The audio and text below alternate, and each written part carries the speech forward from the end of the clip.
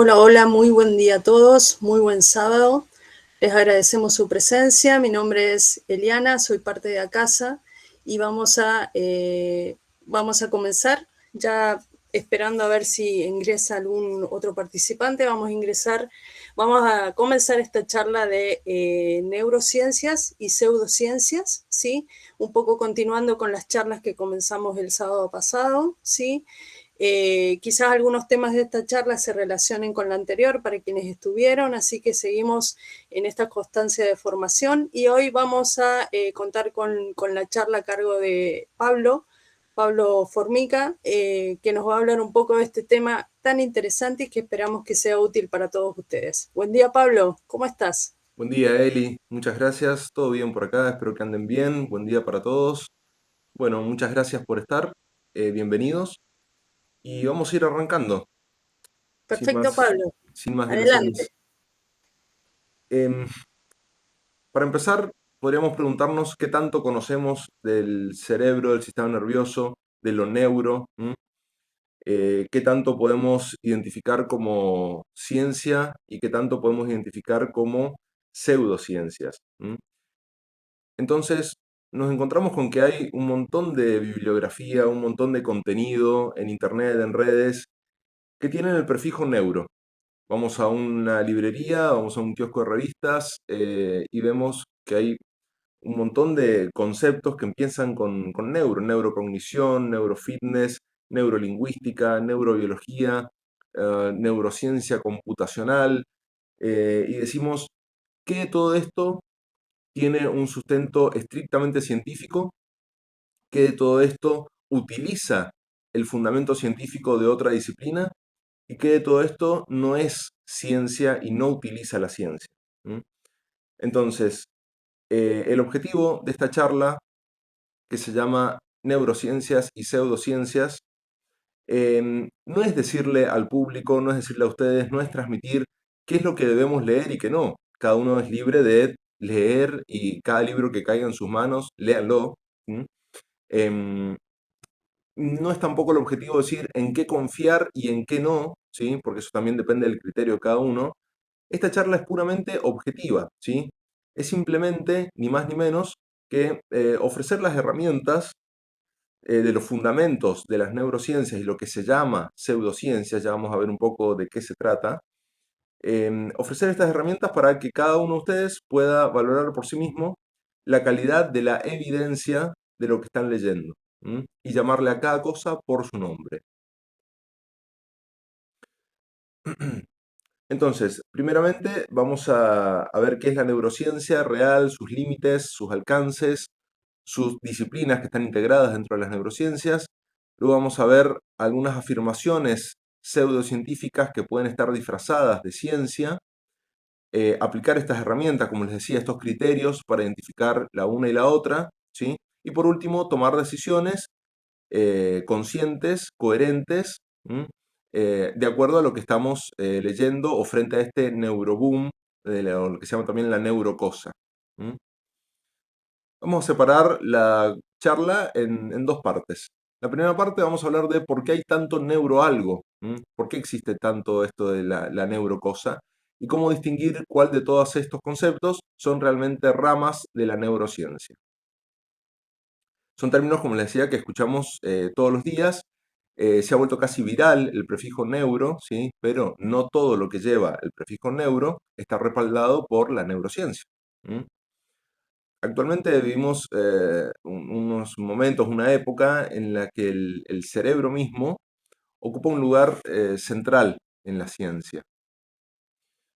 Em, en la ciencia, en la medicina, sí, que no es lo mismo ciencia que medicina, vamos a hablar también un poquito de la diferencia, y también en la cultura popular, ¿sí?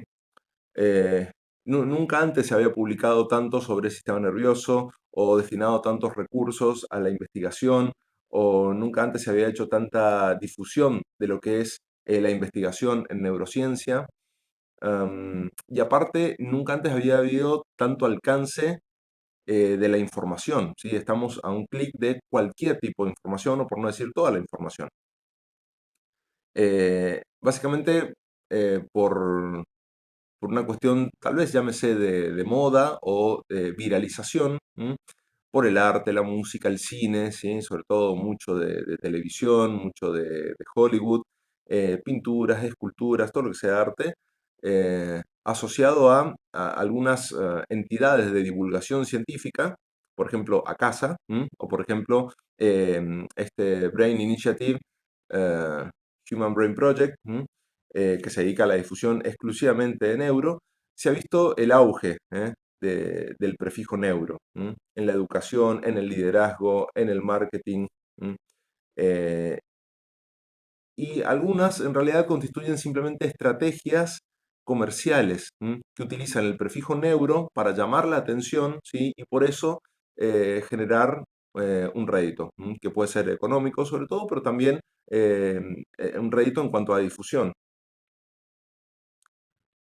Esto me gustaría que sea como una charla, que no sea solo yo el que habla. Entonces me gustaría si alguno de los participantes me puede decir, tipo lluvia de ideas, qué piensa o si han escuchado de esto Neuralink.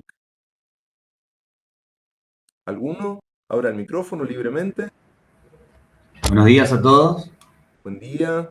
¿Qué tal? Sí, es el dispositivo que busca conectar el cerebro humano con un chip y justamente ampliar la capacidad cerebral.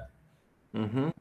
Ok, perdón, tu nombre siempre que hablen, por favor, preséntense. Rodrigo Castro de Bioconfluence. Perfecto, Rodri, muchas gracias. Gracias por estar presente. Bien, vos decías que es un chip que conecta la mente, digamos, o la corteza cerebral, básicamente, con algún sistema computacional. Vos dijiste para ampliar, ¿cómo dijiste? Ampliar la capacidad cerebral. Ampliar la capacidad cerebral. Ok, gracias. ¿Alguien más tiene algún otro comentario, alguna otra idea de lo que es esto Neuralink?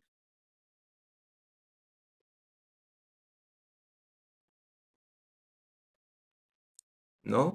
Bueno, ¿saben quién es la imagen de esta persona? ¿Saben quién es?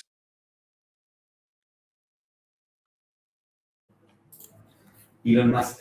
Elon Musk. Muy bien.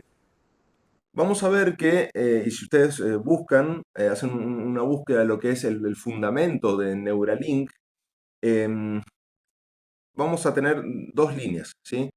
Uno que es la explicación neurocientífica de lo que propone básicamente Elon Musk con la implementación de este chip cerebral, que tiene un sustento neurocientífico fuerte, válido, certero. Y otra cosa es que esto lo ha hecho justamente Elon Musk. ¿Sí? Ustedes fíjense que incluso en la marca, en el nombre, en la imagen, ¿sí? Está su cara. Entonces, como es una celebridad, un personaje, digamos, que muchos conocen, eh, o influyente, muchas veces el concepto o la idea vende a través de la autoridad, digamos, que ya vamos a ver que eso se llama falacia de autoridad. Y muchas veces estos conceptos, esto es un ejemplo nada más, Neuralink, y muchas veces estos conceptos son aceptados solo por quien figura detrás, ¿sí? Es como decir, eh, yo soy neurocirujano en la práctica. Para los que no me conocen, yo soy médico neurocirujano. Fui el primer presidente de ACASA, ¿sí? Y ustedes dirán, bueno, voy a tomar el curso de tal técnica de neurocirugía de ACASA porque el presidente fue el doctor Pablo Formica. Eso no me da la autoridad de transmitir cualquier concepto, ¿sí? Por más que tenga el título. ¿Me explico lo que voy?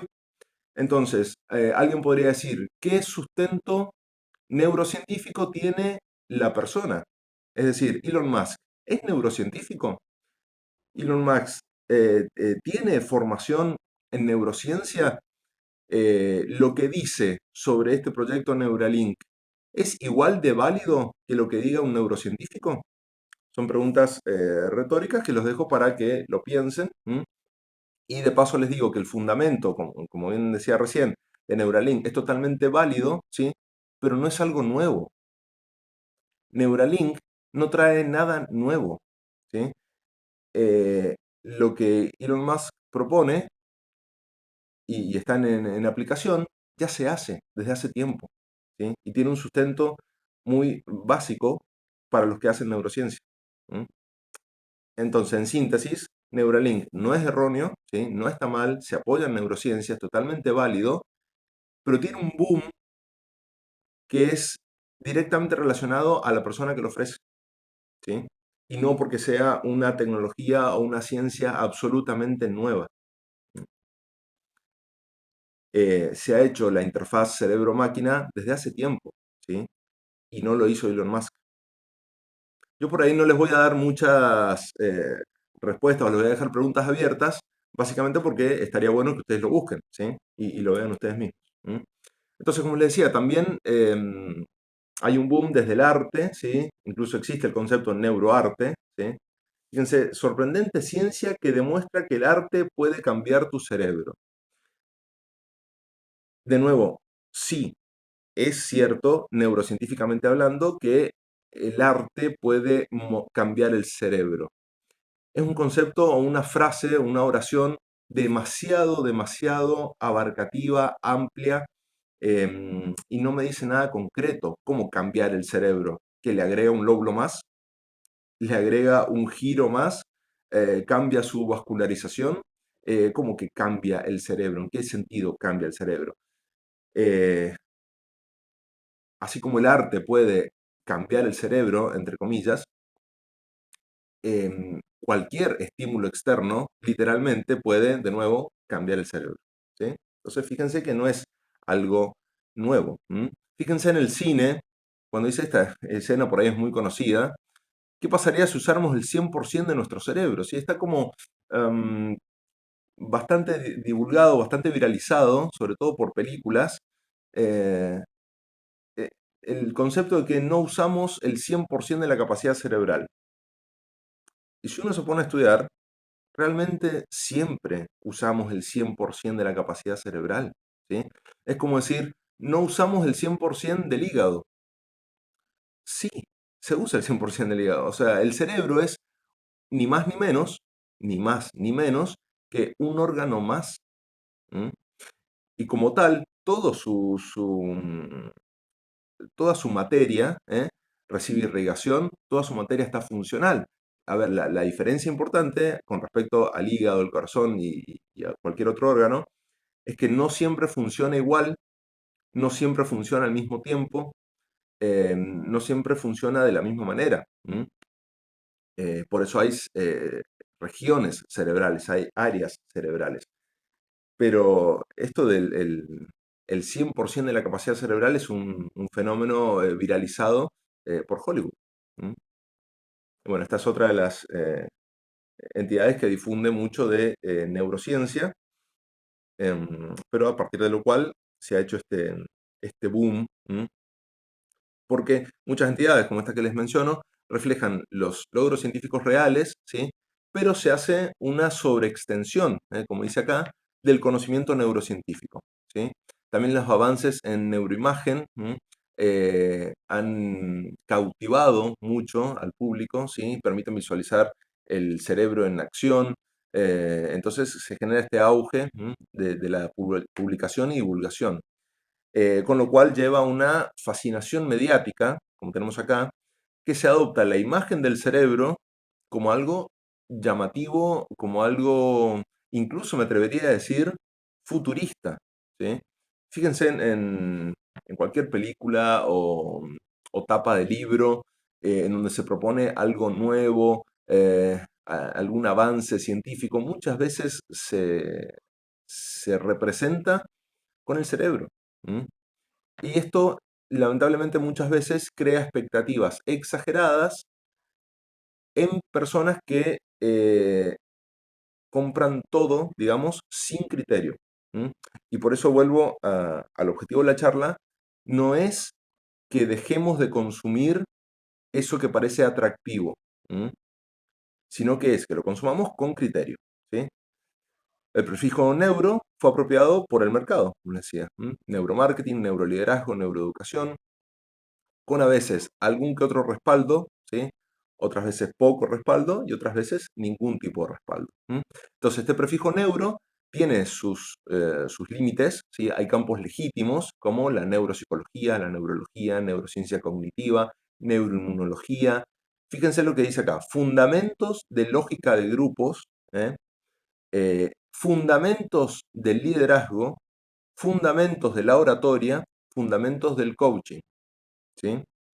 Repito, hay conceptos totalmente legítimos de las neurociencias que son aplicados al liderazgo, a la oratoria y al coaching. Otra cosa, y al counseling.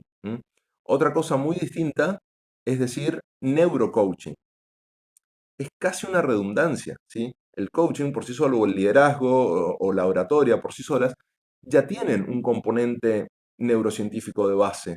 Se apoyan en un componente neurocientífico. Entonces es casi una redundancia agregarle el prefijo neuro, ¿sí?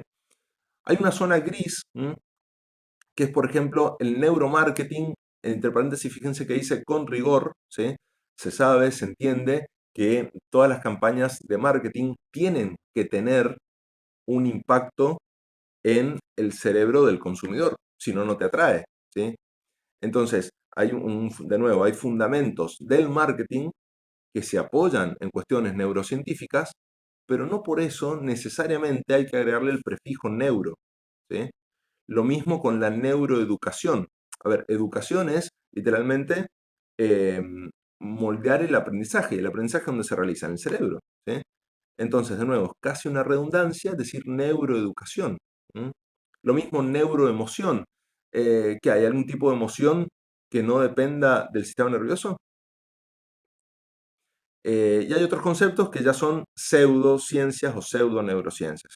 Como les decía, el neurocoaching, neuromarketing sin sustento, neuroseducción, neuroventas, neurooratoria, biopsiconeuroemoción, neurocognición cuántica, neurofísica, ya vamos a ver otros conceptos. Entonces, tenemos que definir primero lo que es neurociencia, como un campo muy grande, interdisciplinario, convergen múltiples disciplinas, ¿sí? Fíjense que viene del griego neurón, que significa nervio, y del latín scientia, que es conocimiento, ¿sí? Y estas disciplinas que se combinan, trabajan en conjunto, están destinadas al estudio de la estructura, el desarrollo, el funcionamiento, la fisiología, la bioquímica, la farmacología, la genética y las enfermedades del sistema nervioso humano, ¿sí? Así también como las bases de la emoción, la conducta, la cognición y la mente, ¿sí?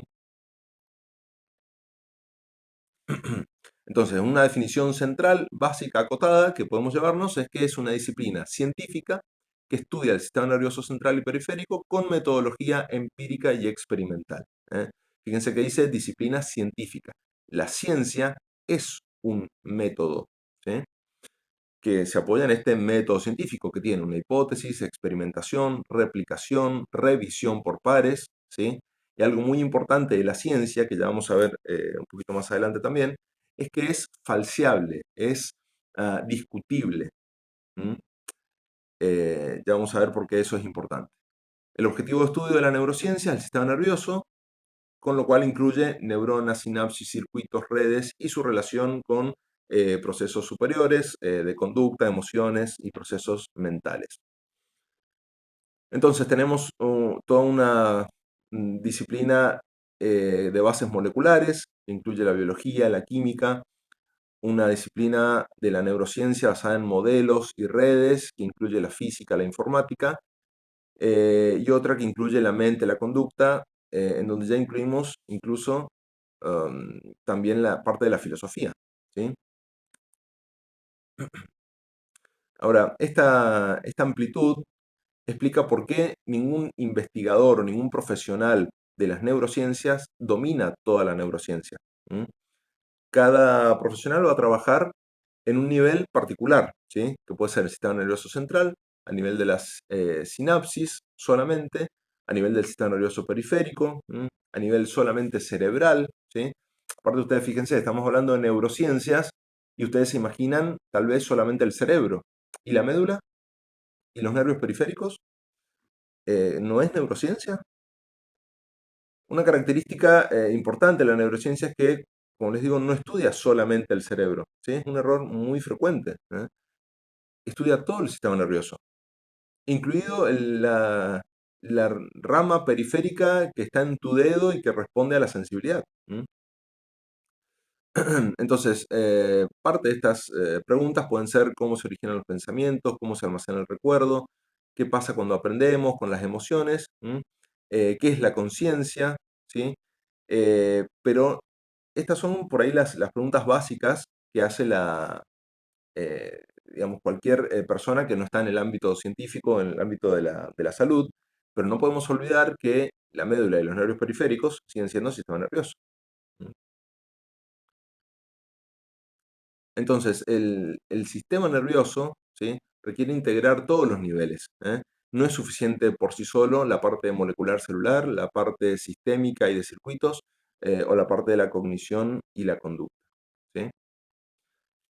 ¿Y dónde comenzó este boom de las neurociencias? En realidad esto se remonta muy a la antigüedad, cuando las personas se preguntaban dónde está la mente, ¿sí? ¿Dónde está el centro de la mente o por qué pensamos? ¿Cómo es que pensamos? Son preguntas que en realidad no iniciaron los científicos, sino que iniciaron los filósofos. Por eso la filosofía es la madre de todas las ciencias, ¿sí? Y la historia de la neurociencia es muchas veces la historia de esta pregunta, ¿de dónde reside la mente? Hoy parece casi evidente decir que la mente reside en el cerebro. Sin embargo, durante muchos, muchos años esto estuvo en duda. Incluso vamos a ver que grandes personajes de la historia decían que la mente no estaba en el cerebro, ¿sí? Hay grandes referencias al estudio del cerebro o de la mente, ¿sí? Alrededor del año 1700, en el Antiguo Egipto, ¿sí? Hay algo que se llama papiro de Edwin Smith, que es la copia más antigua en donde se esboza el concepto de cerebro. No decía la palabra cerebro, pero se esboza el concepto de algo que estaba dentro de la cabeza, en donde alguna importancia tenía para que el humano sea humano. ¿eh?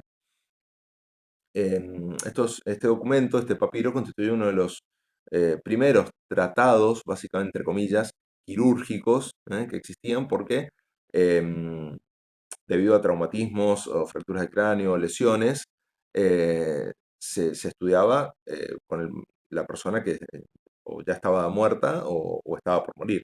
¿eh? Um, en la antigua Grecia y en Roma también hubieron algunos avances y conceptos que fortalecieron este estudio de las neurociencias. Entonces, en Egipto, como bien decía, surgieron las primeras teorías sobre la mente, el alma y el sistema nervioso. Fíjense que este papiro de Edwin Smith tiene más de 3700 años, ¿sí?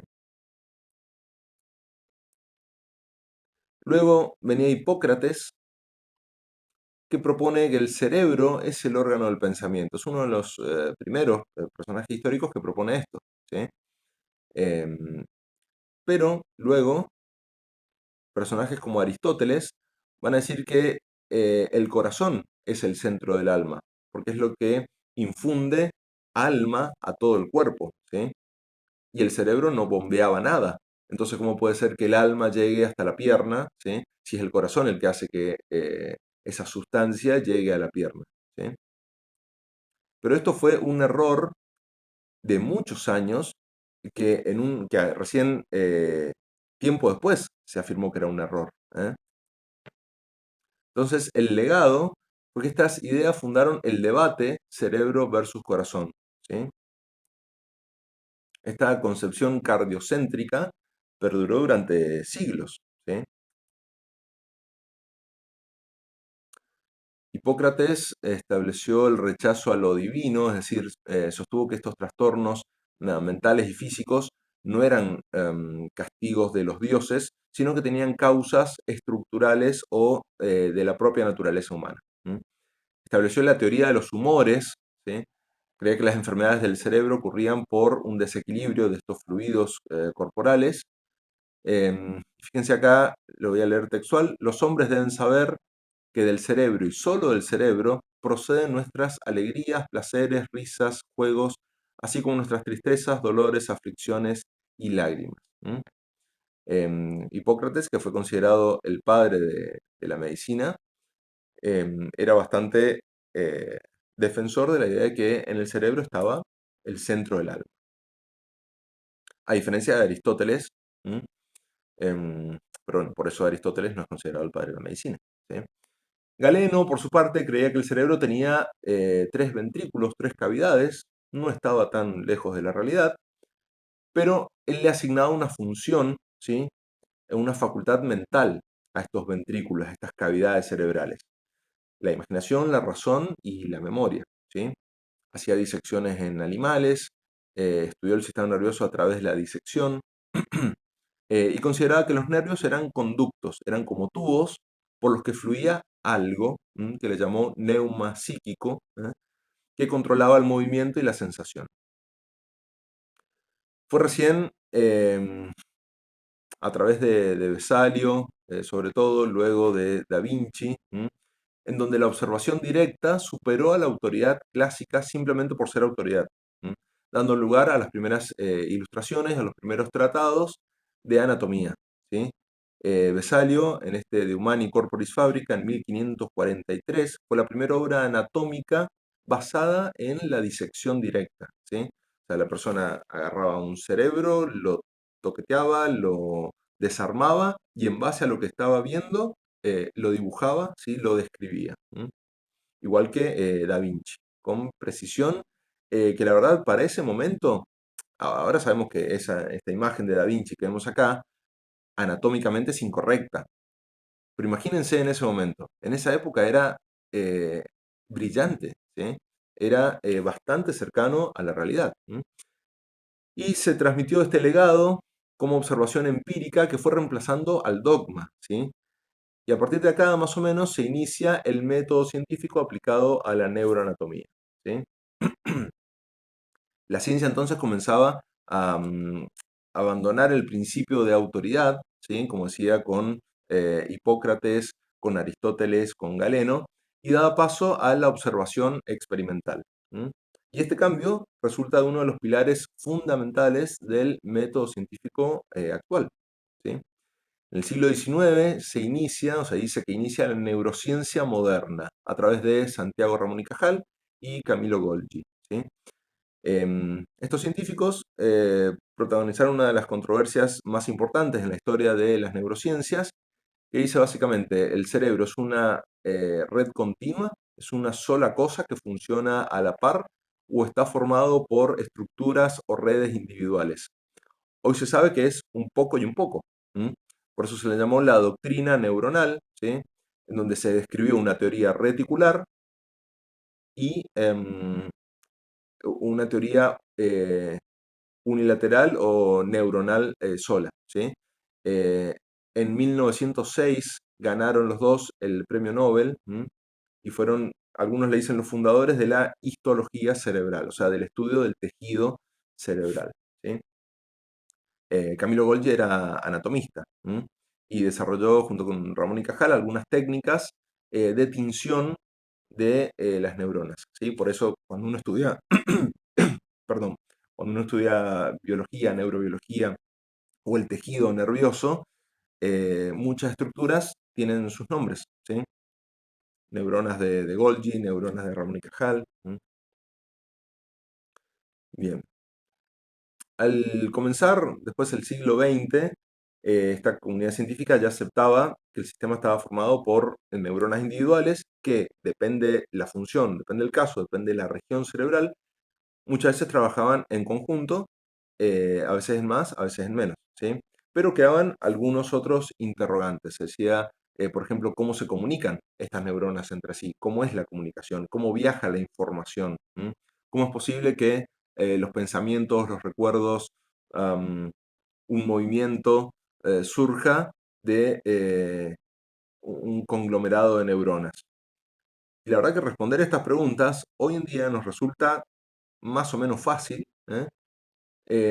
pero en ese entonces demandaba eh, muchísimo tiempo, décadas de investigación, ¿sí?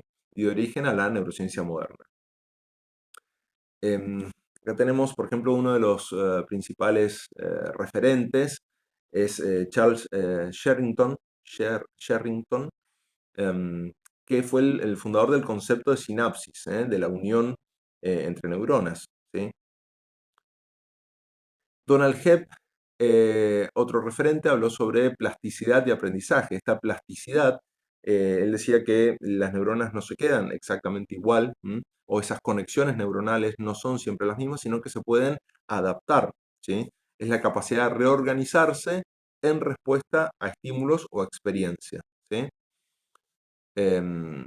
Esto de neuronas que disparan juntas, se conectan juntas, era una base del aprendizaje asociativo, por ejemplo, ¿sí?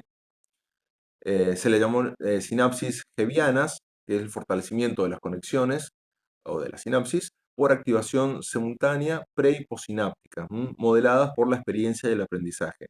Acá van a ver unos conceptos, que es LTP y LTD, que es potenciación a largo plazo, en general, y depresión a largo plazo.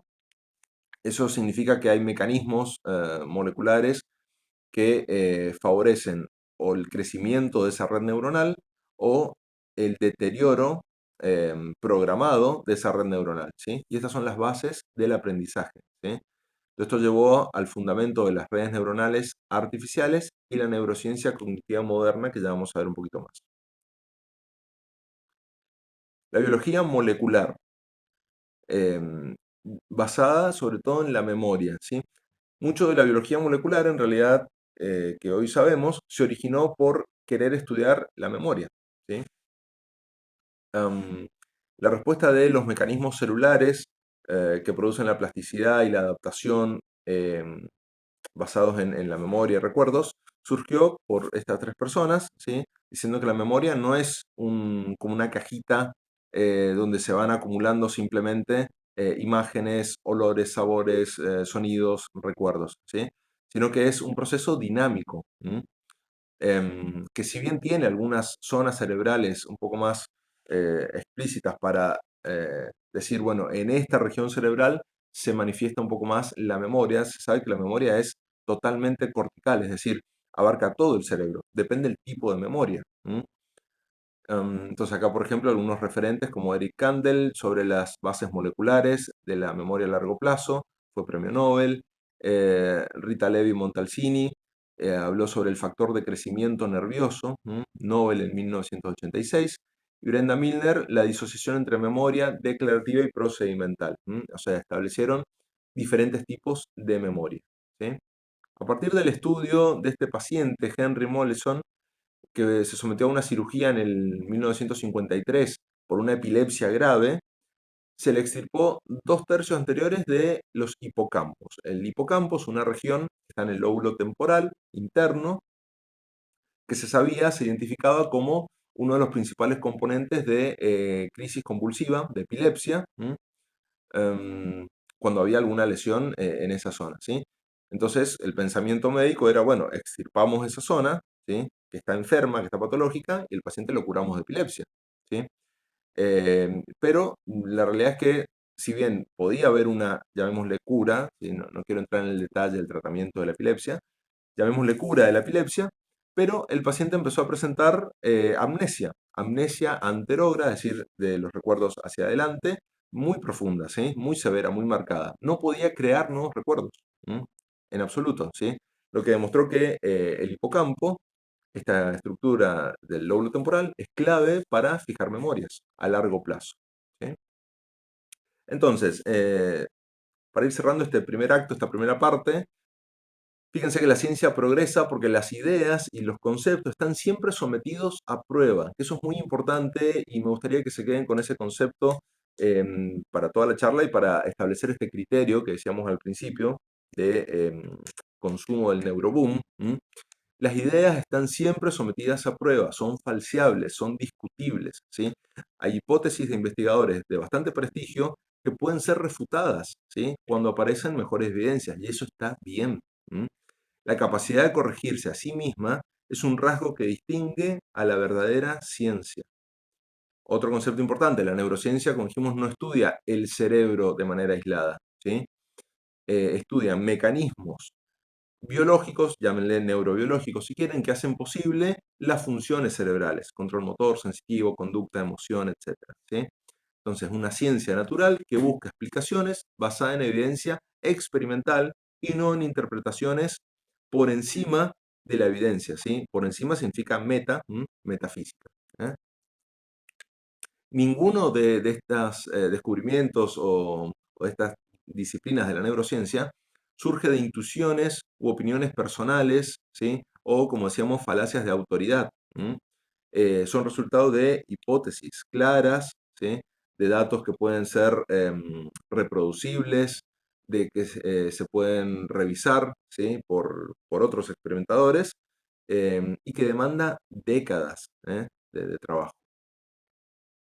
Algunas ramas de la neurociencia moderna, como les decía, se divide porque estudia al sistema nervioso desde un ángulo único y complementario. ¿sí? Entonces, vamos a ver algunos ejemplos en la neurogenética, por ejemplo, que estudia la influencia de los genes desde la embriología, desde la concepción, ¿sí? La influencia de estos genes en el desarrollo neuronal, ¿sí? La neurogenética estudia eso, ¿sí? Se queda en eso. Entonces, un especialista en neurogenética tal vez no sepa hablarme sobre la mente, ¿sí? Tal vez no tenga idea de fundamentos moleculares o anatómicos de la mente, porque él se dedica a la neurogenética, una disciplina específica. Lo mismo en la neuroembriología, si bien está relacionado con la anterior, pero la neuroembriología me habla del desarrollo estructural, ¿sí? De lo que va a ser el sistema nervioso y sus patologías. La neuroquímica, que se basa exclusivamente en las sustancias químicas que incluyen glutamato, GABA, dopamina, serotonina, acetilcolina, todos los que son moléculas que funcionan como neurotransmisores. ¿sí? La neuroanatomía básicamente estudia la estructura macro, ¿sí? O sea, estudia el sistema nervioso visible a simple vista o con un aumento no microscópico, ¿sí? Llámese lupas, que describe dónde está establecida cada estructura o cada sector del sistema nervioso y en función de su localización se relaciona con su función. ¿sí? La neurofisiología se apoya en la anatomía, pero estudia la función, básicamente, de esa estructura, ¿sí? independientemente de su observación. La neurobiología estudia más a nivel celular y el comportamiento celular, estudia los receptores de las células, las proteínas que maneja, la transmisión, la señalización de adentro de la célula, ¿sí? La comunicación entre neuronas y otros tipos de células, que son las células de la glía, que forman el soporte del sistema nervioso. Es una de las bases, junto con la neuroquímica, es una de las bases de la farmacología.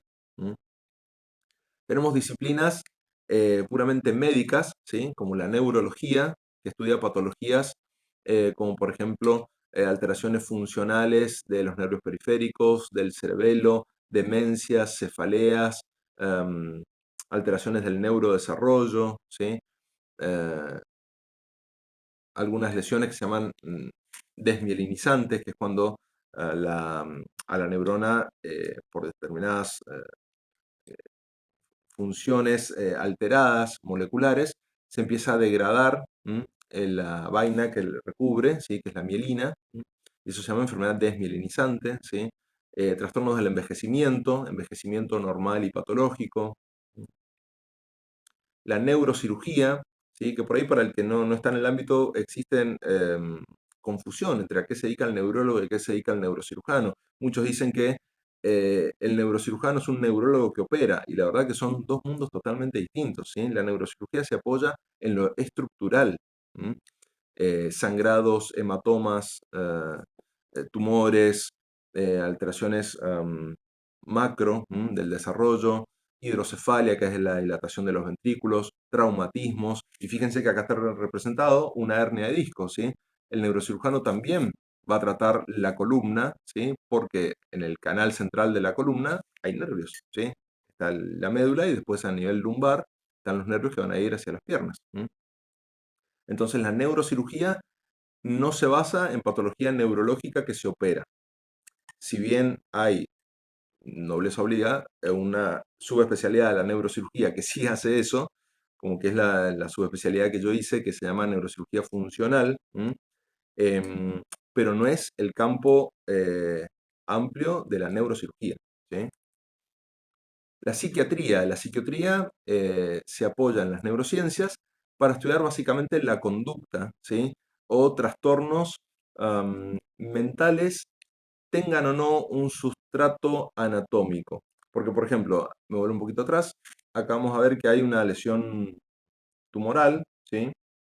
Y uno dice, bueno, si esta lesión tumoral está comprimiendo o afectando, lesionando alguna estructura del cerebro, por ejemplo, el lóbulo frontal, tal vez tenga cambios de conducta. Y sí, es cierto. Entonces va a tener un componente psiquiátrico, ¿sí? Una alteración conductual o de los procesos mentales, pero es a partir de una causa estructural, ¿sí? La psiquiatría estudia esto cuando no hay causa estructural, ¿sí? Entonces muchas veces el psiquiatra pide una resonancia de cerebro para descartar que no tenga una causa estructural. Si la tiene, lo va a mandar al neurólogo o al neurocirujano, depende de qué es lo que se evidencia en la resonancia. Ahora, molecularmente, sí existen cambios a nivel cerebral que fundamentan patologías psiquiátricas como depresión, esquizofrenia, trastornos de identidad múltiple, ¿sí? Les recomiendo esa película, Fragmentados, buenísima. Em,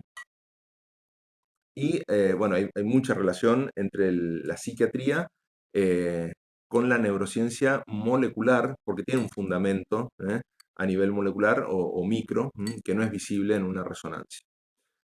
Otra especialidad es la neuroinmunología, ¿sí? O también sus dependencias como psiconeuroinmunología, neuroinmunoendocrinología, ¿sí? Pasaba hace tiempo que uno veía estos términos y decía, pero este término nuevo no es ni neurología, no es ni inmunología, no es psicología. ¿Por qué mezcla tanto? Esto no debe ser cierto, esto debe ser una pseudociencia. Bueno, em, se vio que durante muchos años eh, el cerebro era un órgano como aislado del sistema inmune. De hecho, cuando uno cursaba anatomía, no se estudiaban linfáticos del sistema nervioso, ¿sí? Pero se sabe que existe una red linfática del sistema inmune en una interacción constante con el sistema endocrino. Fíjense que parte del sistema endocrino que nace de la glándula hipófisis, que es esta que está acá, ¿sí? La glándula hipófisis controla, regula todos los procesos hormonales, ¿sí? Toda la parte endocrinológica, ¿sí? Pero la hipófisis tiene una relación bastante estrecha con el hipotálamo, ¿sí? Y el hipotálamo es una estructura cerebral. Después tenemos neurociencias cognitivas, ¿sí? Es una de las, tal vez las más difundidas, ¿sí? Las más conocidas por el público. Estudia básicamente los procesos de atención, de memoria, lo que es la distracción, lo que es el trastorno de déficit atencional, funciones ejecutivas, toma de decisiones, ¿sí? Muchas veces se apoya en esto que es una resonancia magnética funcional. Cuando es necesario, se solicita este estudio de imagen en donde se le pide al paciente algunas actividades, ¿sí? Y en tiempo real se va viendo qué zona se activa. Esto de qué zona cerebral se activa está dado en realidad por el aumento del flujo sanguíneo, ¿sí? Y del metabolismo. Neuropsicología y psicología, ¿sí? Relaciona algunas lesiones cerebrales que tal vez no se puedan ver en imágenes, así como la psiquiatría, ¿sí? Pero con un componente mucho más introspectivo, ¿sí? La neuropsicología muchas veces es una complementación de la neurología, ¿sí? Que es una ciencia médica, pero la psicología no es una ciencia médica, ¿sí? Es una ciencia digamos, es una rama de la neurociencia, pero no es una ciencia médica.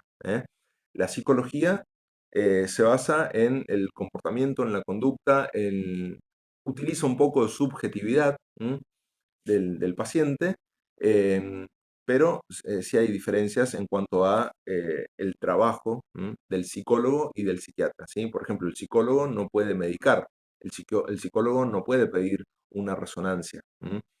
El psiquiatra tiene la capacidad de identificar si algún trastorno sistémico general del cuerpo, por ejemplo, una alteración de la glucemia, un cáncer, ah, o cualquier otra intoxicación, por ejemplo, está produciendo cambios cerebrales, ¿sí?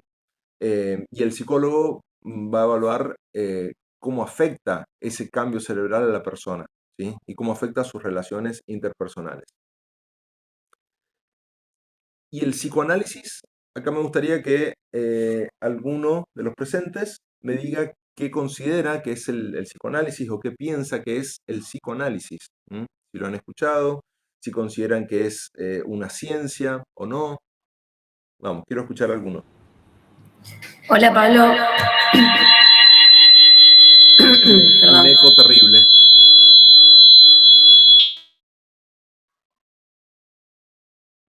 Hola. Perdón, ¿ahí se escucha mejor? Sí. Ahí está. ¿Quién habla? Perdón. Yo estudio psicología y el psicoanálisis es una rama de la psicología, pero así como se aplica psicoanálisis en una terapia, se pueden aplicar otro tipo de terapias para trabajar con el paciente. Que la idea del psicoanálisis es, por lo que entiendo hasta ahora, ¿no? Porque recién empiezo igual la carrera, es interactuar con el paciente y entender sus dolencias o llegar al fondo de sus malestares a través de la palabra principalmente y de cómo relaciona sus ideas, es decir, de cómo expresa sus ideas. Ahí se buscan conexiones a través de la palabra, de lo que la persona dice. Muy bien, perfecto, gracias. ¿Tu nombre, perdón? Vanessa Pérez. Vanessa. Bueno, muchas gracias. Gracias por tus palabras y por la participación. Perfecto, muy bien acotado. Acá hay un antecedente de crítica al psicoanálisis que surge a partir de Karl Popper, em, que criticó a Freud con el psicoanálisis, diciendo que las teorías psicoanalíticas, porque eso también hay que tener en cuenta, eso es importante, el psicoanálisis no es una sola cosa, tiene a su vez distintas teorías psicoanalíticas o distintas formas de llevar adelante el psicoanálisis. Pero una de las principales críticas que se le ha hecho es que algunas teorías psicoanalíticas se pueden acomodar al resultado subjetivo de la persona. O dicho de otra manera, cualquier cosa que diga la persona se puede adaptar, se puede justificar, ¿sí? Y eso no responde al método científico. Entonces, muchas veces van a escuchar o van a leer que el psicoanálisis no es ciencia, ¿sí? Y la verdad es que, indagando un poquito, algunas teorías psicoanalíticas no utilizan el método científico, ¿sí? Y otras sí. Así que bueno, eh, digamos, reducir el debate de si Freud era científico o fue uno de los padres de la pseudociencia es demasiado simple reducir el tema a ese debate. Em, el tema es considerar qué entendemos por método científico y por distintas teorías psicoanalíticas. Que eso, Vanessa, si te interesa, sos bienvenida a la asociación para que nos compartas tu conocimiento a medida que avances en tu carrera. Así que bueno, muchas gracias por el aporte. Seguimos. Vamos a ver qué hay. Perdón, me volví a volver una atrás. Neuroimágenes, como les decía, es toda una disciplina. De hecho, es una subespecialidad de la carrera del médico especialista en imágenes. Es toda una disciplina que trata de buscar la mejor forma de evidenciar tanto la estructura como la función del sistema nervioso, ¿sí? Hay imágenes que muestran solo estructura, hay imágenes que muestran solo función, hay imágenes que tratan de combinar estructura y función. Neuroingeniería y neurotecnología. Estos conceptos tienen que ver con el ejemplo que vimos antes, la interfaz cerebro-máquina, ¿sí? En estas imágenes estamos viendo, por ejemplo, cómo una persona que tiene un tipo de electroencefalograma, o sea, un sistema de electrodos que miden ondas cerebrales, puede controlar, lo pongo entre comillas porque no es un control estricto, este brazo mecánico, ¿sí? A través de su pensamiento. Y acá hay toda una diferencia tal vez etimológica o epistemológica de qué es pensamiento, qué es conciencia y qué es mente, que excede un poco a esta charla porque ya entramos en un terreno filosófico, ¿sí? Pero básicamente el brazo se mueve a partir de las ondas cerebrales de esta persona, ¿sí? Lo mismo pasa en este caso, en donde esta mujer está moviendo, entre comillas, ¿sí? Sus manos de manera digital, a través de las ondas cerebrales, ¿sí? Hay que tener mucho cuidado y criterio a la hora de nombrar las cuestiones. ¿Por qué dije moviendo entre comillas? Porque en realidad sus manos no se van a estar moviendo como se mueve a nivel digital, ¿sí? Entonces no es un movimiento per se. Es una representación digital del movimiento. Neurociencia computacional. Esto tiene una base incluso matemática de las conexiones cerebrales. Básicamente sintetizado en input y output, como si fuera un sistema electrónico o un algoritmo informático del funcionamiento neuronal. Y la neurociencia translacional, que básicamente el objetivo es llevar estas nociones del laboratorio o de matemática o de física, de ciencias básicas, llevarla a la aplicación clínica, a la investigación médica y en definitiva al paciente, ¿sí? Bueno, hasta acá hicimos una introducción de las neurociencias. Fíjense que les dejé muchas preguntas abiertas. Em, entonces, como conclusión podemos decir que la neurociencia es un conjunto de disciplinas, ¿sí? Que están basadas o apoyadas en métodos, el método científico, que justamente es falseable, acuérdense de eso, ¿sí? Y que este método exige mucho tiempo, dedicación, em, y, y necesariamente requiere de revisión y de discusión, ¿sí? Para que sea considerado ciencia. Entonces, si no es así, ¿de dónde surgen las neurociencias o cómo surgen estas neurociencias? ¿Qué valor tiene? Porque uno puede decir, bueno, pero si es algo que no es cierto, o lo pongo de otra manera, es falso científicamente y está demostrado que no es así, que es erróneo, que no tiene sustento, ¿por qué existe? ¿Por qué se vende? ¿Por qué funciona de alguna manera y por qué se perpetúa? Porque, como les dije al principio, que no sea ciencia no quiere decir necesariamente que no tengamos que consumirlo, ¿sí? Por eso, repito, desde el inicio de la clase, el objetivo de esta charla no es transmitir esto no, esto sí. El objetivo de la charla es transmitir esto es ciencia, esto no, o esto parece ciencia, ¿sí? Pero no quiere decir que por no ser ciencia no haya que consumirlo, ¿sí? Entonces, fíjense, como les decíamos, algunos conceptos o algunos mitos, tal vez, bastante viralizados por las redes, por internet, por Hollywood. Solo usamos, perdón, solo usamos el 10% de la capacidad cerebral. Las personas son o del cerebro derecho o del cerebro izquierdo.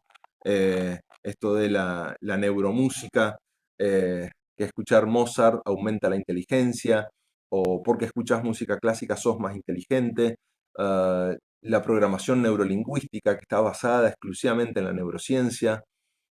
La interpretación de si alguien miente o no, mirando solamente a los ojos, alimentos que desintoxican el cerebro exclusivamente y es re importante que los consumas por tu salud cerebral. El cerebro reprograma la realidad o modifica la realidad por vibraciones. y el neuromarketing, que puede leer o saber exactamente lo que un consumidor piensa o necesita. Las pseudociencias son estas afirmaciones que en realidad no son falseables, es decir, no pueden ser sometidas a experimentación, ¿sí?, estricta, y generar hipótesis nuevas, ¿sí? No tienen replicación, no tienen una consistencia crítica, o sea, tienen resistencia a la crítica porque siempre va a haber un fundamento que lo autojustifique, ¿sí? Esa falsabilidad, basada en lo que se llama criterio de Popper, que acá está, una afirmación científica debe poder ser refutada por evidencia empírica, ¿sí? Y la revisión por pares es que el conocimiento científico tiene que ser evaluado críticamente por toda la comunidad experta antes de aceptarse, ¿sí? Por eso lleva años. La pseudociencia imita el lenguaje científico, pero carece de evidencia sólida, falsabilidad y revisión por pares. Algunos conceptos para identificar ciencia versus pseudociencia o esta falsabilidad, que es la capacidad de una afirmación o teoría de poder ser sometida a pruebas que permitan demostrar que es falsa, ¿sí? La evidencia acumulativa, conjunto de resultados independientes que al acumularse fortalecen o debilitan una conclusión científica. Esto quiere decir la fuerza aumenta cuando muchos estudios apuntan en la misma dirección. Refutabilidad es la posibilidad de que una hipótesis pueda ser refutada por observaciones o experimentos que puedan ser repetibles. Si nada puede desmentirla, no permite evaluar su validez, ¿sí? Por eso le decía, la ciencia avanza a través de fallas, a través de errores, ¿sí? Fíjense, Aristóteles estaba convencido y por su autoridad filosófica se transmitió durante cientos de años de que la mente estaba en el corazón. Eso, por un lado, no desautoriza ese error, no desautoriza a Aristóteles en materia filosófica y no desautoriza a la ciencia porque justamente a través de comprobaciones demostró que no era así. Predictibilidad, ¿sí? Es la capacidad de un modelo, de un pensamiento, de una teoría, para anticipar qué debería ocurrir bajo ciertas condiciones, ¿sí? La ciencia tiene predictibilidad. Una buena explicación permite predicciones concretas y verificables. Replicabilidad, la posibilidad de obtener resultados similares al repetir el estudio con el mismo procedimiento, ¿sí? O uno traspolable o comparable. Esto es muy importante, se evalúa mucho en los artículos científicos, que pueda ser replicado. Es decir, si alguien en Indonesia hizo un experimento y obtuvo tal resultado, tiene que ser totalmente factible de que yo utilice los mismos materiales y llegue al mismo resultado, ¿sí? Si un hallazgo aparece una sola vez o de una sola manera, su solidez, su fortaleza es limitada científicamente. Parsimonia es un principio que favorece a la explicación más simple que puede dar cuenta de los resultados sin añadir otras variables o supuestos innecesarios. Esto también se conoce como el concepto de la navaja de Ockham. Si ustedes buscan, la navaja de Ockham es un concepto, lo mismo que surge de la filosofía, pero dice básicamente que Ockham era un sacerdote y le explicaba filosofía a otra persona y le dijo que abra la navaja y le dio una navaja cerrada. Todos saben que la navaja es como un filo que está dentro de otra estructura, ¿sí? Y que para poder poner en evidencia el filo simplemente hay que abrirlo, ¿sí? Y uno se preguntaba cómo abrir la navaja, ¿sí? Porque era un objeto que recién se fabricaba y demás, o cómo funcionaba para cortar. Entonces algunos intentaban cortar sin abrirlo, ¿sí? Otros trataban de abrirlo golpeándolo, y la explicación más fácil es separar, ¿sí? Era abrir. Eso que para hoy en día es lo más fácil, en realidad es un concepto que se tradujo a la ciencia que se volvió en este principio de parsimonia, que repito, es el principio que favorece la explicación más simple. Entre varias explicaciones, la más simple, la más directa, seguramente es la más certera, ¿sí? Elegir lo simple no es simplificar por preferencia, es evitar lo innecesario. Cuando metemos muchas variables, el resultado ya pierde fuerza estadística, ¿sí? Por eso, cuando uno hace un trabajo científico, metodológico, tiene que cuantificar explícitamente qué variables va a utilizar y por qué las va a utilizar, ¿sí? Y no utilizarlas porque sí, ¿eh? Evitar lo innecesario. Consistencia es la coherencia interna de una explicación y la compatibilidad con otros hallazgos, ¿sí? Una afirmación consistente no se contradice con evidencia que está disponible, ¿sí? Esto pasa mucho en las pseudociencias. Los hallazgos coherentes se apoyan entre sí.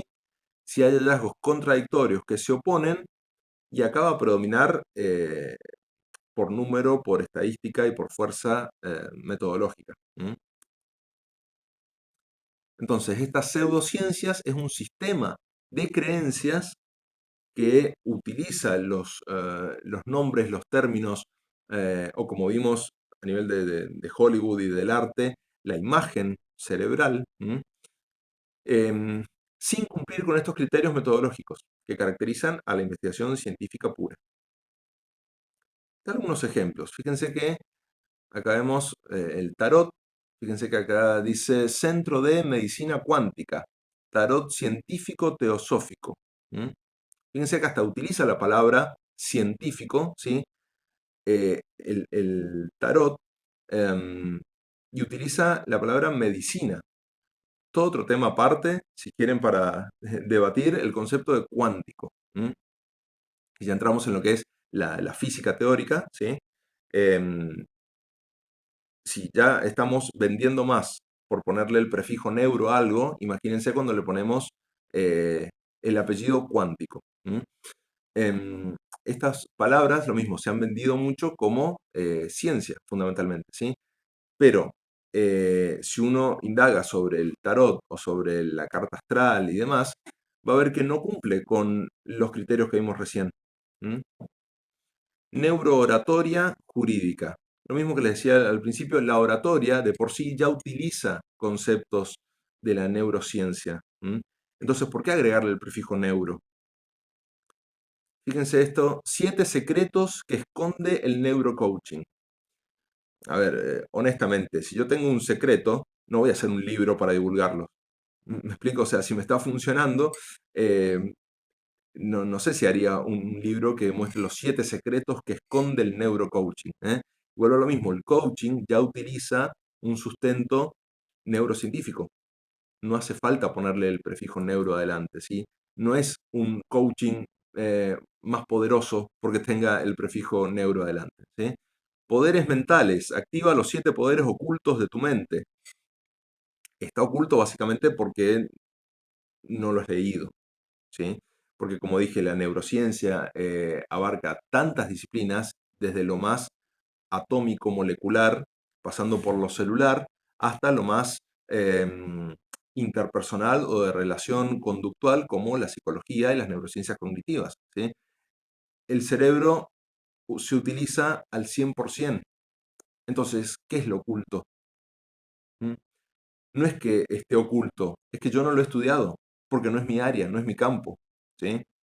Por ejemplo, vuelvo al mismo ejemplo de la profesión. Yo soy neurocirujano. No por eso conozco al detalle el funcionamiento molecular de una neurona, porque no es mi trabajo, no es mi formación, no es mi área, ¿sí? No quiere decir que esté oculto para mí, ¿está bien? No quiere decir que sea un conocimiento oculto. Quiere decir que no es mi área de especialización, ¿sí? Y por eso no lo conozco. Despertar la glándula pineal. Descubre el poder dormido en tu interior. Yo sé que puede ser un tema sensible porque muchos pueden decir, a mí el tarot me ha ayudado un montón, a mí haber leído sobre esto del el poder dormido en tu interior me ha ayudado un montón. Y repito, no estoy negando eso, ¿sí? No estoy diciendo no consumamos esto. lo que estoy diciendo es que esto no es ciencia, ¿sí? Entonces, la glándula pineal, estrictamente, es un pequeño órgano que está profundo en el cerebro, que secreta ciertas hormonas y ciertas sustancias que regulan, por ejemplo, el ritmo circadiano, el sueño, el despertar, ¿sí? En relación con la luz solar.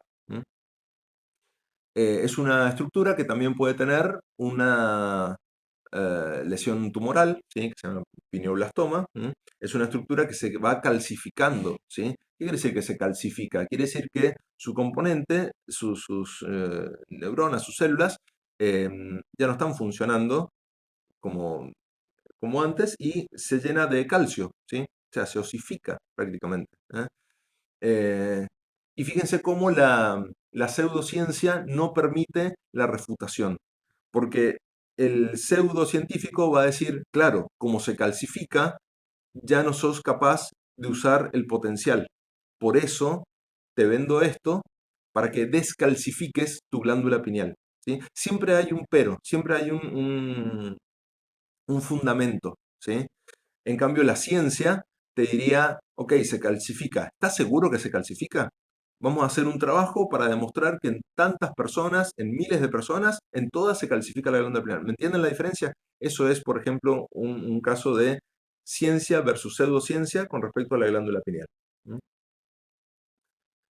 Fíjense esto, biomagnetismo cuántico. Incorpora el prefijo bio, el concepto de magnetismo, que es un concepto de la física, cuántico, ¿sí? Que también es un concepto físico, ¿sí? Incluso la palabra cuántico viene de cuánto, y un cuánto es una cantidad. Por eso preguntamos, ¿cuánto es? Porque estamos hablando de una cantidad, ¿sí? Un cuánto es la cantidad de neurotransmisores que hay en una vesícula cuando se va a producir la sinapsis. Eso es un cuánto. Y en la física, sobre todo en la física teórica, la física cuántica es todo un desarrollo de la física que estudia lo atómico o lo subatómico. Dice Instituto de Investigación del Biomagnetismo Cuántico, Manual de Principios, ¿sí? Y fíjense que de nuevo usa la imagen del cerebro, ¿sí? Usa la imagen de los átomos, la neurociencia cuántica del terapeuta. ¿A qué se refiere neurociencia cuántica? ¿Hace referencia a los cuantos del contenido de una vesícula presináptica? ¿Hace referencia a la física teórica? Como tan abstracto, tan grande, tan amplio, que cualquier línea que uno tenga para contradecirle tiene refutación, o sea, no tiene refutación, porque es tan amplio que cualquier respuesta, cualquier línea puede ser correcta, ¿sí? Por lo tanto, no es ciencia.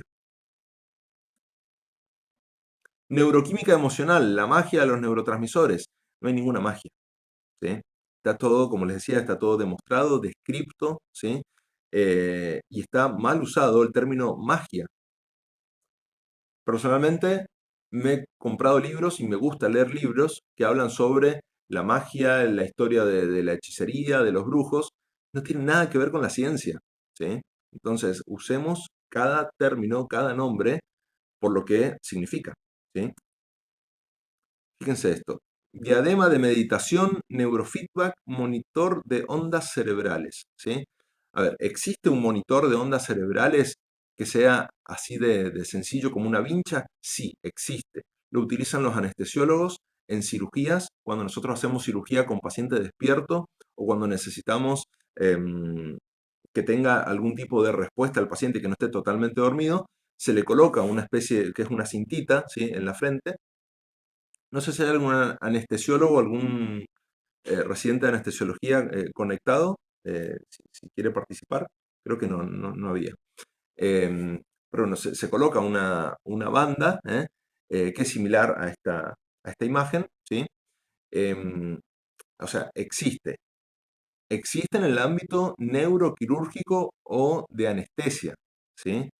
Pero no es un dispositivo para la venta, para hacer meditación, neurofeedback, porque a ver, esas ondas cerebrales, ustedes se compran ese dispositivo, ¿entienden qué significan esas ondas cerebrales? ¿Cómo saben que las están que le está arrojando verdaderamente ese registro de onda cerebral. No tiene sustento.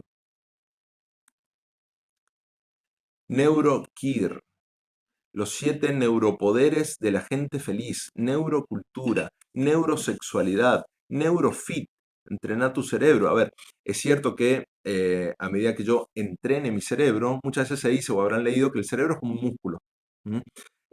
Si no lo entreno, se atrofia. Más o menos, ¿sí? El cerebro se va a atrofiar igual. La persona más inteligente del mundo y que está estudiando todos los días por una cuestión orgánica,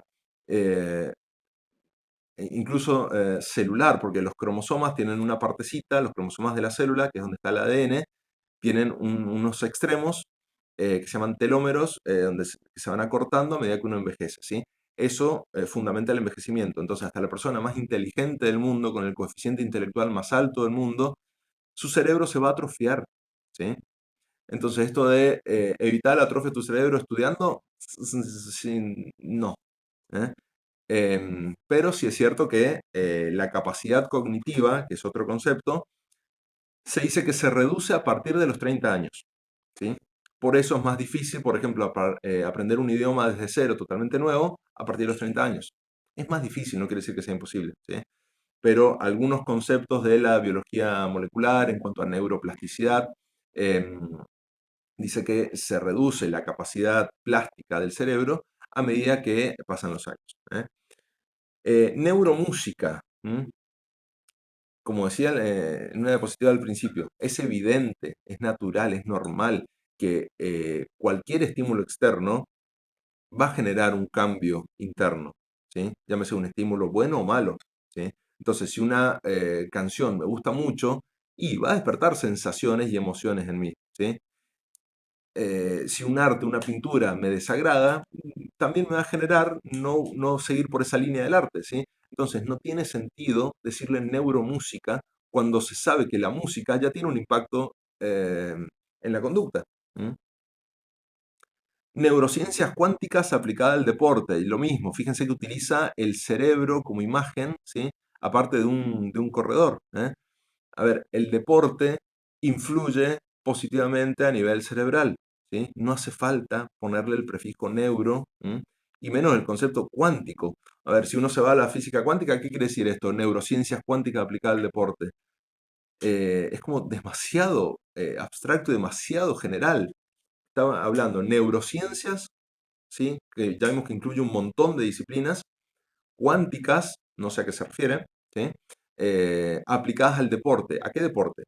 ¿En qué cantidad? ¿De qué manera el deporte? Entonces, ¿qué quiere decir? ¿Que un jugador puede estar metiendo un gol y no metiendo el gol al mismo tiempo? ¿Sí? Porque en eso se basa, por ejemplo, una línea de la física teórica de que una partícula es, por ejemplo, un electrón es onda y partícula al mismo tiempo. Depende cómo se observe, se va a manifestar como partícula o como onda. Pero eso es un campo de la física teórica subatómica, ¿sí? La misma física dice que esos conceptos no son aplicables a lo atómico o a lo supraatómico, ¿sí? Yo no estoy dando esta charla y no la estoy dando al mismo tiempo, ¿sí? Bueno, eso es todo un tema de la física cuántica. Neuroalimentación inteligente. Nutrientes, energía mental y claridad cerebral para rendir mejor. Acá, bueno, justo Eli es del campo de la nutrición y sabremos que hay alimentos que favorecen el desarrollo de la mielina, de algunos compuestos que se utilizan en la generación de nutrientes para el cerebro, algunos alimentos que son más perjudiciales, otros menos y demás, pero eso es una cuestión de nutrición, ¿sí? Que, de nuevo, se apoya en cuestiones científicas y ya se sabe. Entonces, no hace falta que me vendas un libro que dice neuroalimentación inteligente, ¿sí? Con que me digas, nutrite bien, es suficiente, porque ya sabemos que se va a nutrir bien el cerebro, ¿sí? Neuropausia, la revolución del cerebro que nos hace más sabias, más fuertes y más libres. O sea, está adoptando incluso una postura social, ¿sí? Basado en no sé qué cosa neuro. neurocompras, neuroeconomía, neurocapitalismo. O sea, me imagino que si existe un libro de neurocapitalismo, deberá existir otro de neurosocialismo. Neuromarketing con los 5 sentidos, neuroderechos, neurodelitos, neuroromance. No sé qué pensar honestamente de esto. Neuroromance, neurociencias. Neuroproducto, 7 métodos para crearlos. Neurográfica, el camino hacia ti. Comienza con una línea. Ok. Curso avanzado en neuroprogramación neurolingüística con enfoque en el neurodesarrollo de la mente neurocuántica aplicada al neuroentrenamiento emocional para despertar la glándula pineal. A ver, alguien que no ha leído un poco sobre lo que es la neurociencia o con poco criterio, lee esto y se fascina. Y dice, oh, que incluye tantos conceptos científicos que debe ser la cima de la montaña, debe ser la cresta de la ola en los avances científicos, ¿sí? Y fíjense que ninguno de estos conceptos tiene un sustento científico. Entonces, lo más importante que se lleven son criterios para identificar lo que es la pseudociencia. Sesgo de confirmación. Ahora, esto es lo que nosotros validamos a todo esto de pseudociencia. Sesgo de confirmación. Es la tendencia a buscar, interpretar o recordar información que confirma nuestras creencias, ¿sí? Voy a tomar un concepto que en realidad es de la filosofía, de nuevo, porque la filosofía es muy importante en estos temas.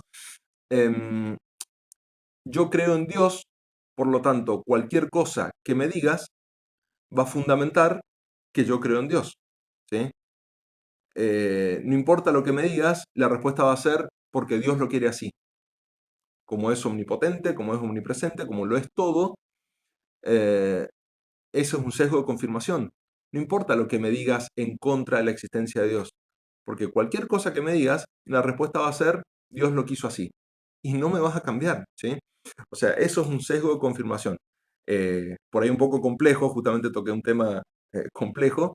De hecho, la creencia o no en Dios no es factible de ser validada a través del método científico, ¿sí? Fíjense que este sesgo de confirmación nos hace ver solo la parte de la información que apoya lo que ya pensamos, ¿sí? Apofenia.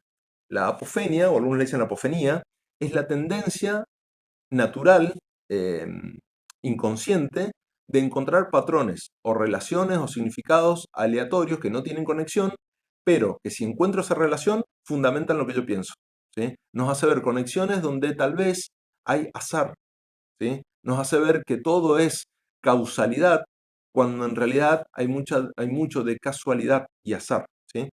Esto de apofenía se ve mucho en la película esta Luces Rojas, ¿sí? Que es buenísima. Acá sale Robert De Niro, sale Cillian Murphy y Wanda Maximoff, no me acuerdo cómo se llama, Elizabeth Olsen. Es muy buena película. Robert De Niro es un psíquico que es ciego y a la distancia puede identificar si una persona está enferma o no, lo puede curar a la distancia, lo puede curar solo con tocarlo, puede identificar qué hora es en tal otro punto o qué clima hay. Y Cillian Murphy y Elizabeth Olsen científicamente buscan invalidarlo, buscan demostrar que es una farsa lo que está haciendo este hombre, ¿sí? La película es buenísima y tiene un giro en los últimos 2 minutos que es fantástico. Así que si pueden, búsquenla y véanla. Efecto placebo. Mejoría de un síntoma producido por la expectativa de recibir un tratamiento, aunque este no tenga un efecto terapéutico específico, ¿sí? Las expectativas influyen en percepción de mejoría, ¿sí? Sí, creo que no hace falta mucha explicación. Falacia de autoridad, un poco lo que vimos. Fíjense, esta persona famoso, póngale acá Elon Musk. Este suplemento cura la migraña, yo lo aseguro. Y otro dice, y debe ser verdad, porque si un famoso lo dice, se difunde tanto, yo también lo quiero probar, ¿sí? Considerar verdadera la afirmación simplemente porque quien lo afirma es considerado una persona influyente. sin evaluar la evidencia que la respalda. Los invito a buscar sobre Neuralink, de Elon Musk, y ver que los fundamentos de eso, de Neuralink, hace años que se ha desarrollado. ¿Sí? Y fíjense esta otra diferencia. Acá estamos hablando de falacia de autoridad y acá estamos hablando de argumento de autoridad. Fíjense este ejemplo. Favaloro revolucionó la cirugía coronaria utilizando la vena safena. Es cierto, ¿sí? Esto es una historia del origen del bypass. Por lo tanto, la vena safena debe ser siempre el mejor conducto para un bypass. ¿Alguno me puede decir qué opina de esta oración? ¿A alguno se le ocurre algo que le haga ruido? Hola, doctor. Buen día. Hola, buen Rocío, día. soy estudiante de medicina. Ah, ¿qué tal? Bienvenida. ¿Cómo está? Bueno, yo pensando del lado de la medicina, siempre a nosotros nos dicen tal cosa y una frase, no sé, como esto de la vena safena debe ser siempre el mejor conducto. Siempre, yo creo que en medicina la respuesta es depende, porque no siempre algo que se probó en un momento dado puede hoy en día ser verdad, porque como usted dice, la ciencia evoluciona. Y bueno, yo creo que si bien sí tiene algo de verdad, es verdad, o sea, él lo probó utilizando el método científico, hoy en día puede cambiar. Hasta donde sé, creo que se usan otros vasos para el bypass aórtico coronario. Igual ya mucho no se usa por el stent, se ha reemplazado por el stent, ¿no? Pero si bien sí es algo verdadero, siempre puede cambiar. Siempre evoluciona, porque la medicina está en constante evolución y creo que si bien es algo verdadero, sí puede cambiar y puede mejorar y bueno, eso. Muy bien, No sé si perfecto, estarías de gracias. acuerdo. Gracias, De nada. Rocío. ¿Alguien más? Y acá perdón, les agrego una consulta, porque dijiste algo muy interesante. La medicina está en constante revisión y cambio. ¿Eso quiere decir que la medicina es una ciencia o se apoya en la ciencia o utiliza el método científico? Para mí se apoyan, o sea, si bien pueden decir que es una ciencia, pero se apoya mucho en el método científico para poder evolucionar y cambiar. A veces, porque, qué sé yo, por ahí mucho empirismo también hay, dado, por ejemplo, a lo que tenemos en el país. Por ejemplo, yo lo veo, yo hago mis prácticas de medicina interna en un hospital público en La Rioja, y, y por ahí falta mucho material, muchos medicamentos, entonces, por ejemplo, mi profe nos dice, bueno, acá, por ejemplo, para todo usamos vancomicina, ¿no? Para infecciones graves, entre comillas, cuando a nosotros en fármaco aplicada nos enseñan, no sé, un abanico completo de medicamentos que podemos usar, pero no siempre está esa posibilidad. Entonces, si bien hay un apoyo en el método científico y en la ciencia, también hay mucho empirismo y en experiencia práctica, digamos, no siempre así tan a rajatabla. Perfecto, perfecto, genial. Muchas gracias, Rocío. Yo les agregaría No, pero que por ahí perdón, sí, por ahí hay que buscar adaptarse, porque, por ejemplo, en este país no están todos los recursos y se trabaja con lo que se puede, pero sí, o sea, sí se basa en la ciencia, porque si vos sabés que este fármaco, si bien puede llegar a funcionar y no es peligroso para el paciente, entonces está bien su uso, o sea, se usa lo que se puede y lo que se tiene. muy bien, muy bien. ¿Tu nombre, perdón? Néstor Samuel Sosa. Néstor, muchas gracias. Gracias por el aporte. Yo les agregaría, y se lo dejo como pregunta abierta, o para que lo piensen mejor, porque no es una pregunta. Yo como médico neurocirujano no me considero neurocientífico. ¿Sí? Eh, Se lo dejo para que lo piensen por qué no sería así. Bueno, volvamos a este ejemplo. Entonces acá decía, la vena safena debe ser siempre el mejor conducto para un bypass. Si lo hizo Favaloro, no puede estar equivocado. Si es una autoridad, es el creador básicamente del bypass. Entonces, esta oración tiene que ser cierta. Ahora, y también alguien escribió ahí en el chat, creo, Recomendaciones actuales exigen decidir según la evidencia del contexto clínico del paciente, ¿sí? No por fidelidad histórica a una autoridad. Es decir, no se niega la autoridad de Favaloro, no se niega la fidelidad histórica, ¿sí? Lo que se refuta es el criterio en el momento, ¿sí? Y para ese paciente en particular. Fíjense que en las guías de revascularización coronaria se habla particularmente de las distintas opciones que hay para el tratamiento, ¿sí? Y que no solo porque Favaloro lo hizo con la vena safena, tiene que ser así. Eso es un argumento de autoridad distinto, ¿sí? De lo que hablamos recién de falacia de autoridad, ¿sí? En este caso, el error pertenece a quien razona. Lo sostuvo, lo hizo Favaloro, entonces debe ser válido siempre y en todas circunstancias. Cherry picking. Esto es parecido a la apofonía. Selección deliberada de datos o estudios que apoyan una idea, omitiendo voluntariamente aquellos que la contradicen, ¿sí? Una visión parcial de la evidencia, que distorsiona el resultado o la conclusión. Fíjense en este cuadro, el método científico, aquí tenemos los datos, ¿qué conclusiones podemos extraer de ellos? ¿Sí? Muchas veces yo tengo una idea de trabajo, una hipótesis, junto a los datos, hago la experimentación, trabajo metodológicamente y los resultados van en contra de mi idea, ¿sí? Los resultados son negativos y no por eso deja de ser válido, ¿sí? Un resultado negativo es un resultado, ¿sí? La pseudociencia dice, acá tenemos las conclusiones, ¿qué datos podemos hallar para confirmarlas? Correlación versus causalidad. Que dos fenómenos ocurran juntos no significa que uno sea la causa del otro. ¿Alguno me puede decir un ejemplo en donde se vea esto?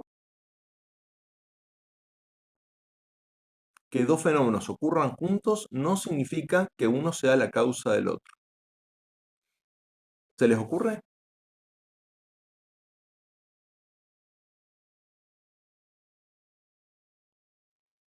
Puedo dar un ejemplo, pero no tiene nada que ver con esto. A ver, Es así como política y cultura. a ver. Por ejemplo, ayer vi una noticia que el presidente decía que por culpa de los pañuelos verdes, o sea, de la ley del aborto, lo que es la natalidad está bajando. Pero, o sea, si uno investiga, se ve que desde el 2014 lo que es los nacimientos están bajando. Entonces, no se puede decir a ciencia cierta que sea por la ley del aborto en sí, que estén bajando lo que son los nacimientos. Entonces es como se puede aplicar esto, que si Ok, bien ok. son dos sucesos que ocurren en el mismo tiempo o cerca del mismo tiempo, pero no significa necesariamente que sea por esa causa, más allá de que se la quiera atribuir o no. Ok, muy bien. No está tan salido de tema, porque justamente vos lo mencionaste, no se puede saber a ciencia cierta. A ver, casi todos los que estamos acá en esta charla, Acasa, yo, somos de las ciencias más naturales, pero existen las ciencias políticas, por eso se llama la carrera ciencias políticas. Existen las ciencias sociales, ¿sí? Entonces, el método científico no es solamente aplicable a lo biológico, a las ciencias naturales. Entonces, acá hablaste mucho de lo que es ciencias sociales y ciencias políticas, y está bien, para mí es un buen ejemplo. Otro ejemplo de esto que se me ocurre es el horóscopo, ¿sí? Que haya una relación o que haya una coincidencia entre lo que leo de mi horóscopo de Libra, no quiere decir necesariamente que es una causa o que es la causa, ¿sí? Y hay otro concepto que es muy similar, que es la ilusión de causatividad, ¿sí? La creencia errónea de que un evento causó otro simplemente porque ocurrieron juntos o consecutivamente, ¿sí? Pasó tal cosa e inmediatamente pasó otra, no quiere decir necesariamente que la primera sea causa de la segunda, ¿sí? Alguien puso ahí un ejemplo, eclipse y terremoto. Cuando se produjo el eclipse de sol, en ese mismo momento se produjo un terremoto en tal país. No por eso el eclipse produce el terremoto, ¿sí? a no ser que nos remontemos a miles de años, en donde se creía que el sol era un dios y con personalidad y todo, y cuando se apagaba o algo lo ocultaba, la tierra temblaba y demás. Pero hoy se sabe que no es así. Entonces, esto es ilusión de causatividad. Efecto Forer, o también llamado efecto Barnum, son dos apellidos. Tendencia a aceptar descripciones vagas y generales como si fueran específicas y personales, creyendo que describen únicamente a uno mismo. ¿Sí? Esto es puramente horóscopo, ¿sí? Puramente astrología. Seguramente lo habrán leído. Ponen, no sé, según tu edad, tu sexo, tu profesión y etcétera. Te dicen, tenés un gran potencial, a veces dudás de vos mismo, a veces buscas la aprobación de los demás, pero sos sensible y empático, preferís la estabilidad, pero anhelas cambios. O sea, son frases muy amplias, muy abstractas, que la verdad puede ser aplicable a cualquiera. Yo creo que una persona es tan compleja, ¿sí? En su comportamiento, en su conducta, en su desarrollo, que todos estos puntos, estos son ejemplos, ¿no? Para la diapositiva, para la charla, pero todos estos puntos son aplicables a todos nosotros, depende del momento, ¿sí? Depende del momento, la situación y depende de nuestra concepción y nuestra creencia y nuestra sensibilidad en ese momento para leerlo, ¿sí? Que está relacionado con la astrología, esto se ve mucho en lo que es la carta astral.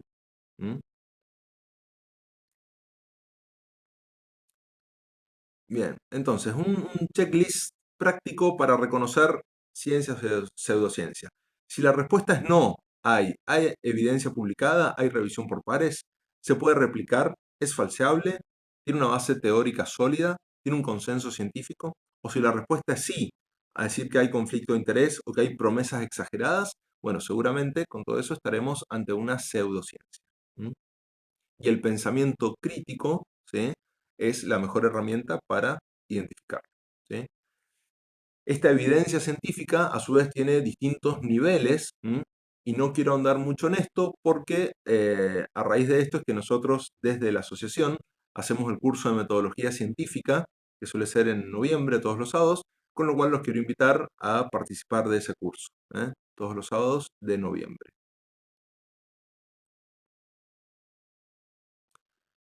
Fíjense que hace mucho, mucho tiempo, incluso desde la antigüedad, desde el antiguo Egipto, se empezó a describir la mente humana, dónde estaba, la diferencia entre mente, alma, pensamiento, conciencia. Son preguntas que vienen desde hace siglos, ¿sí? Un poquito más acá en el tiempo, Ramón y Cajal escribió que todo ser humano, si se lo propone, puede ser escultor de su propio cerebro, ¿sí? Y la verdad que esa frase hoy refleja la capacidad de plasticidad del sistema nervioso.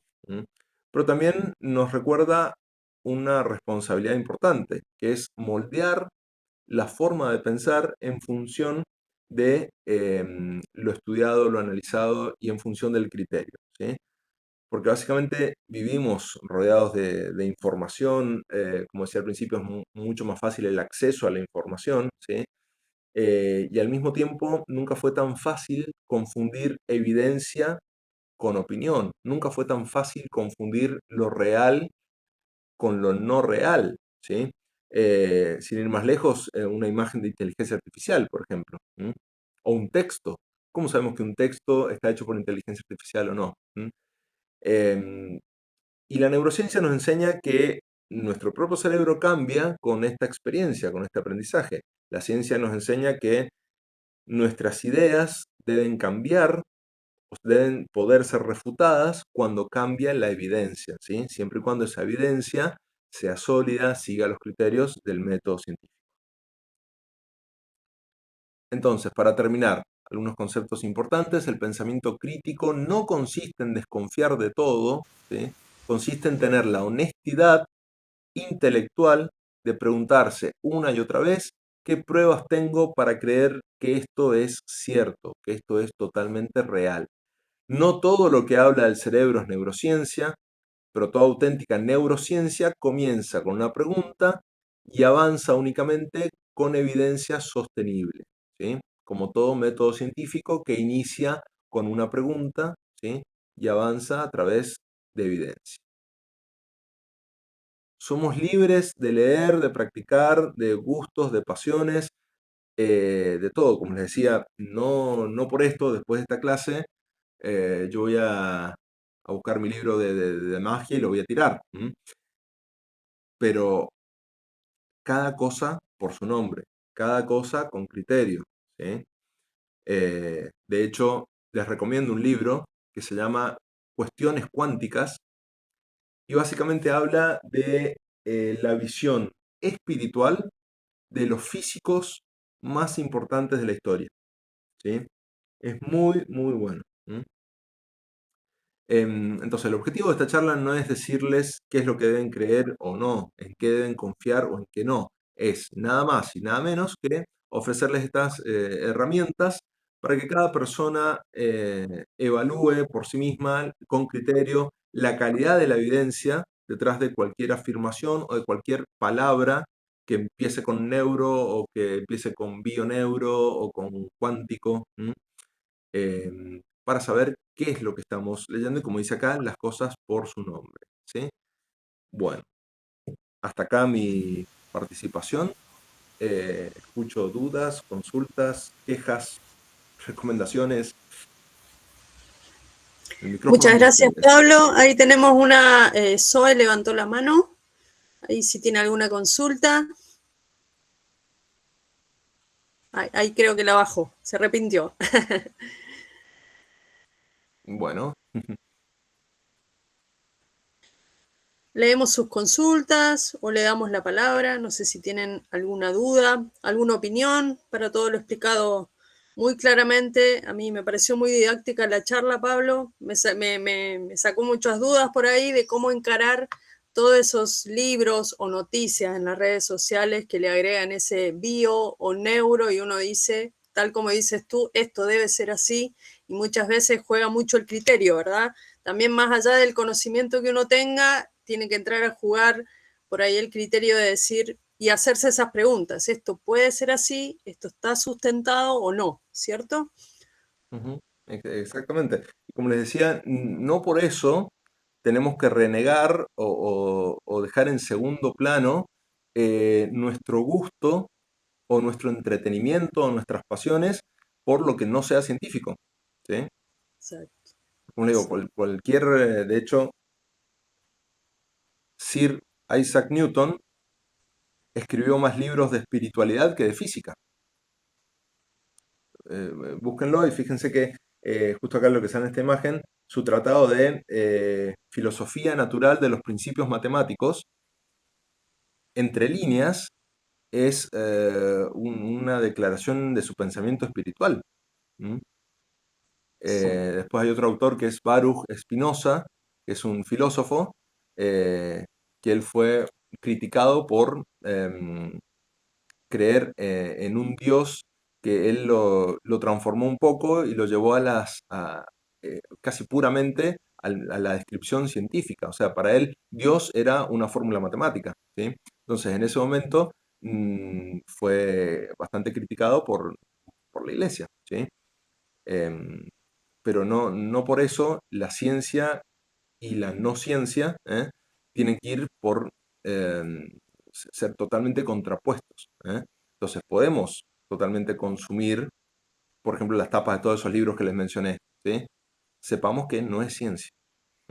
Claro, tener clara la diferencia, y también esto nos puede llevar a hacernos preguntas, es decir, a cuestionarnos e incluso quizás a descubrir algo nuevo. Creo que también se puede utilizar de esa forma.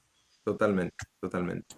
Doctor, la verdad que más que interesante la charla y recalco y esto de que por sobre todas las cosas este tipo de disertaciones nos tienen que invitar a reflexionar y a repensar nuestros propios pensamientos o nuestras propias convicciones. Y sin más, me voy a leer mi horóscopo. Muchas gracias. Perfecto. Gracias, querido. Perfecto, muy bien. Muy bien, aprovecho este instancia de también invitarlos a todos los presentes y a compartir con sus colegas. Tenemos una próxima charla el sábado próximo de hipertensión arterial con la doctora Laura Milar, que también nos estuvo acompañando en esta charla. Así que, doctor Pablo, también invitado a acompañarnos como siempre. En los grupos les vamos a compartir el formulario de inscripción. Y bueno, agradecemos como siempre su tiempo, su disponibilidad los fines de semana para acompañarnos y esperamos nos sigan acompañando en las charlas que se vienen, ¿verdad, Pablo? Muy bien, muy bien. Muchas gracias. Ahí alguien puso neuroclaridad cuántica. Bueno, me alegro. Me alegro que les haya Muy bien. gustado. Y los invitamos a seguir a nuestra asociación, a casa, a seguir las actividades y también, ¿por qué no?, a ser asociados. Así es. Muy bien. Muchas gracias a todos. Que tengan un excelente fin de semana y los esperamos en futuras charlas. Muchas gracias. Nos vemos. Gracias, Pablo. Chau, Hasta chau a luego. todos.